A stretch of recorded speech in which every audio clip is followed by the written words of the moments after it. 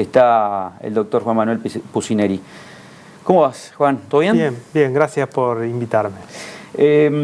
¿Por qué fue tan rápida ya tenían todo, digamos, o sea, una estrategia armada para llegar a un 35%, y porque al principio hubo un rechazo, sobre todo de los docentes, que habían ganado bastante terreno, digamos, esa división que tiene entre centro, norte y sur, pero después a la otra semana se solucionó, como dicen los chicos, al toque.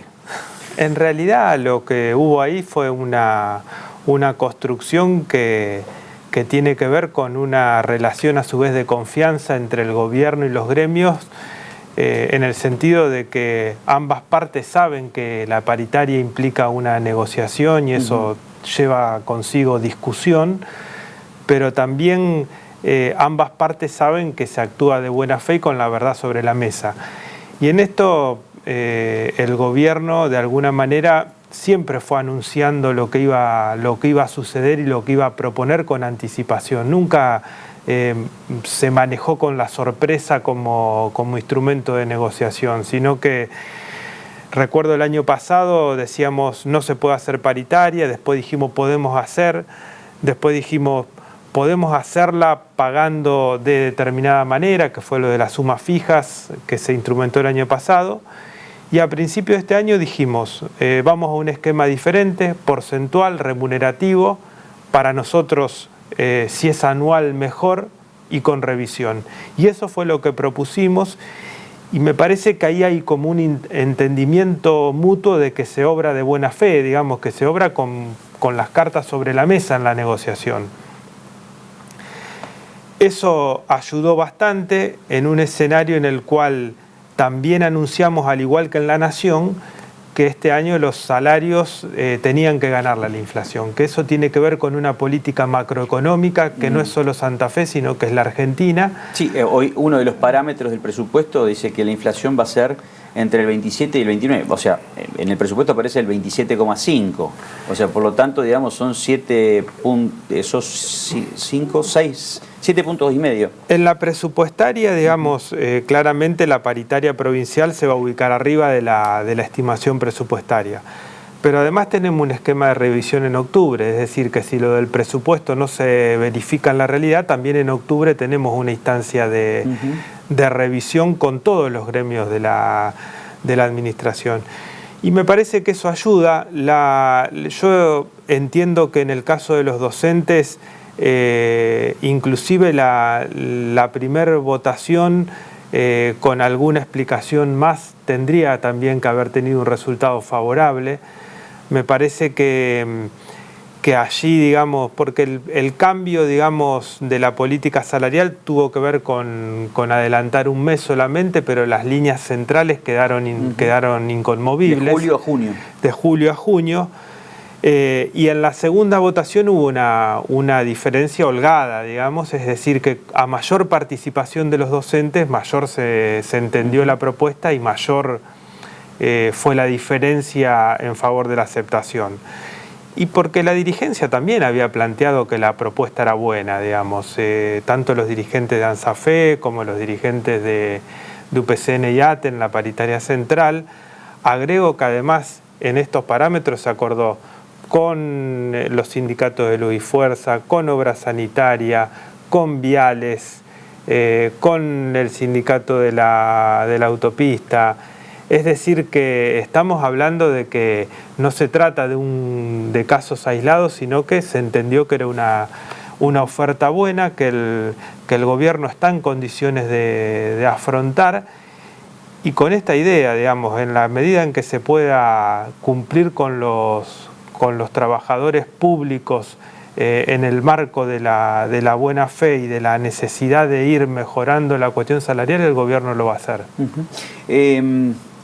¿Qué es lo que has vivido en el 2020 y qué pensás, qué perspectivas tenés con respecto a algunos indicadores de crecimiento de la economía, no en todos los rubros, pero sí en un 60-65% de la economía? ¿Cómo repercute en esta provincia? Bueno, a ver, 2020 tiene claramente dos tramos bien marcados. Uno es el del primer semestre. Si uno mira los datos provinciales, tenemos allí 40.000 puestos de trabajo perdidos. Tenemos alrededor de 25.000 en el sector formal y 15.000 en el sector informal. Me refiero desde el punto de vista laboral, me refiero a monotributo y ese tipo de empleos semiformalizados, por decirlo de alguna manera, porque de hecho quien trabaja con un monotributo también tiene una facturación, un aporte a la obra social, un aporte para la jubilación.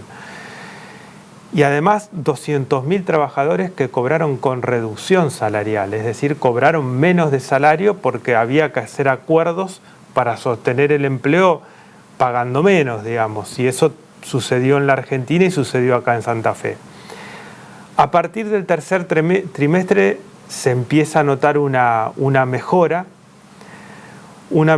que se da en la Argentina, particularmente en el interior y en la provincia de Santa Fe también, porque en esto hay que decirlo, en lo que hace a su composición económica y a esa mezcla que tiene Santa Fe entre industria y producción primaria, es una de las provincias más dinámicas en lo que tiene que ver con la actividad y el empleo. Llegamos a diciembre con algunos rubros ya con mejoras respecto a la prepandemia, puntualmente en industria, en construcción, es decir, allí los niveles de actividad y los niveles de empleo son superiores a lo que había antes de la pandemia. Y el último dato que repasábamos ahora en estas horas, que es el que proporciona el Ministerio de Trabajo de la Nación, sumamos allí también a comercio, que está teniendo mejores, cuando me refiero a comercio me refiero también a lo que tiene que ver con gastronomía, digamos, que también empieza a registrar niveles superiores a la prepandemia. A ver, cotejame esos datos, por ejemplo. Comparando diciembre de 2019 con diciembre de 2020, los datos en industria, en construcción y en comercio son mejores en lo que hace a actividad y a empleo. ¿Porcentual promedio? Tenemos un crecimiento del empleo que se está dando en el orden del 0,3% mensual en el interior y en la provincia de Santa Fe también, con mayor dinamismo en Rosario que en el Gran Rosario que en el Gran Santa Fe. Y en actividad tenemos en construcción un despegue muy importante, en industria están operando a más del 75% de la capacidad instalada, y en comercio, decía, en diciembre, pero sobre todo en enero, ya se empieza a ver una recuperación. Es un crecimiento que es heterogéneo, porque esto, digamos, si bien impacta sobre más del 70% de la economía, todavía tenemos sectores que no terminan de arrancar y van a tener dificultades. El hotelero es uno, ¿no? El hotelero es uno, particularmente en ciudades como Santa Fe, en el cual la hotelería es una hotelería de eventos, digamos, cuando hay convenciones, el turismo, carretera que se hace en la ciudad de Santa Fe, bueno, los médicos que se reúnen, los abogados, las convenciones, sí, los congresos, eso tiene mucho impacto en la ciudad de Santa Fe y nada de eso existe. Pero no así en la hotelería de la costa, digamos, si uno ve lo que sucedió en el verano, lo que va a suceder ahora cuando venga Semana Santa, lo que va a suceder con la hotelería allí, o con las cabañas, o con la ocupación, va a ser también de despegue, digamos, porque se está volviendo, y ya de hecho, digamos, las capacidades, si vos conversás con los responsables, vas a tener capacidades que se acercan al 100% de ocupación, claro. Digamos. Allí hay un crecimiento heterogéneo. También un no crecimiento en todo lo que tiene que ver con actividades culturales, sociales, como el tema de salones de eventos. Allí, digamos, tenemos una complicación muy grande. Y lo que pasa es que todo lo que es, como dirían los yanquis, indoor, va a ser, me parece que ni siquiera para el año que viene. Nosotros intentamos mucho aplicar en esos lugares el protocolo del bar, es decir, en cuanto a distanciamiento de las mesas, pero los empresarios nos explican que necesitan el baile, el cotillón, porque eso es lo que nosotros habilitamos o inclusive insistimos con que haya show, con que haya musicalización. Ahora, el tema del baile es algo que las autoridades sanitarias no lo van a... No, yo lo veo que no hay, digamos, le están buscando la vuelta, que el PCR, pero, digamos, significa mucho riesgo, digamos, y no veo, digamos, que allí haya científicamente un aval para ese tipo de cuestiones. Y también ahora que se aproxima el frío, digamos, sobre todo después de abril, porque en la ciudad de Santa Fe, por ejemplo, digamos, tenemos esa suerte de que se pueda estirar un poquito el veranito, sí. Un veranito mucho más tranquilo, pero habitualmente pasa que hay 4 o 5 meses de frío, que ahí yo quiero ver cómo se reinventa el comerciante, el empresario, el emprendedor, digamos, de estos rubros que acabas de mencionar, ¿no? Esos son los rubros que mayor complicación tienen, digamos. De hecho, bueno, las confiterías bailables, todos esos lugares, lamentablemente las características de la enfermedad hacen que sea muy difícil pensar cuál es la salida, digamos. Nosotros intentamos, digo, como finalidad autorizativa, buscarle la vuelta del bar, de la musicalización, del show inclusive, pero la cuestión del contacto físico estrecho es lo que de alguna manera violenta la recomendación sanitaria, digamos, y de allí que no podamos tener un esquema de autorización. De hecho, se va a seguir trabajando, se va a seguir sosteniendo el subsidio provincial. Bueno, los subsidios nacionales como el Repro también están vigentes, pero sí, es natural que lo que todos pretenden es trabajar o volver a la normalidad, digamos, y allí es donde tenemos una distancia que es difícil de resolver. Más allá de que no sea tu área específica, pero sí de forma transversal se puede analizar. ¿Cómo es el trabajo con las cooperativas de trabajo, valga la redundancia? Porque habitualmente en momentos de crisis, como ha pasado en el 2001, empieza el surgimiento de las cooperativas de trabajo. Al no tener, digamos, una patronal, dicen, nos juntamos empleados trabajadores para recuperar una empresa. ¿Hubo ese tipo de generación de puestos de trabajo a través de cooperativa, con recuperación de empresas?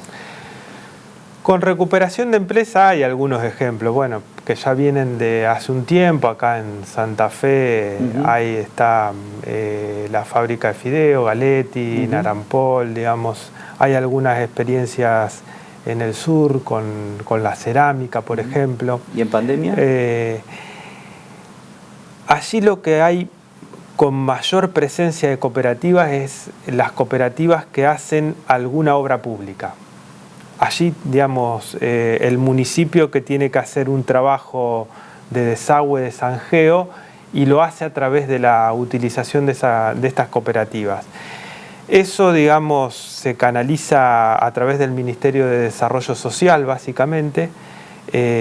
Hay muchos ejemplos en municipios de cooperativas que se dedican o a la obra pública o a tareas de reciclado o a tareas de cuidado, digamos, con esas líneas. Está claro que el ideal es que esto sea una transición hacia el empleo formal, digamos, donde exista una empresa, exista la protección social, digamos, porque a su vez también existe una tensión en el tema de las cooperativas, porque a su vez ¿quién manda? Claro. ¿Quién genera, digamos, las estrategias laborales y quién, bueno, sobre claro, todo la voz de mando? Entonces, bueno, allí, digamos, ¿qué pienso? Digamos, que en el mientras tanto y mientras la crisis sea aguda, estos paliativos son necesarios, digamos. Si son los ideales, no son los ideales, porque lo ideal es el empleo formal que tiene la característica que hablábamos recién. Tiene paritaria, tiene protección social, tiene aumentos salariales, tiene, bueno, un conjunto de cosas. Y eso se va a ir dando a medida de que este proceso de recuperación que veníamos hablando también hace un rato se vaya consolidando, y a su vez que el Estado emplee herramientas adicionales para acompañar el proceso. Entonces allí tenemos desde el Ministerio de Trabajo puntualmente y en articulación con Nación los programas de capacitación, los programas de primer empleo, los programas de empleos con perspectiva de género que tienen que ver con el trabajo de las mujeres básicamente. Entonces, ese proceso, digamos, que se consolida en lo macroeconómico con el acompañamiento del Estado, a su vez va a implicar que mucho trabajo que hoy se hace en cooperativa pase paulatinamente a ser un empleo formal. Pero requiere variables macroeconómicas favorables, acompañamiento del Estado y tiempo. Juan Manuel, muchas gracias. No, gracias a vos por la invitación. Bien.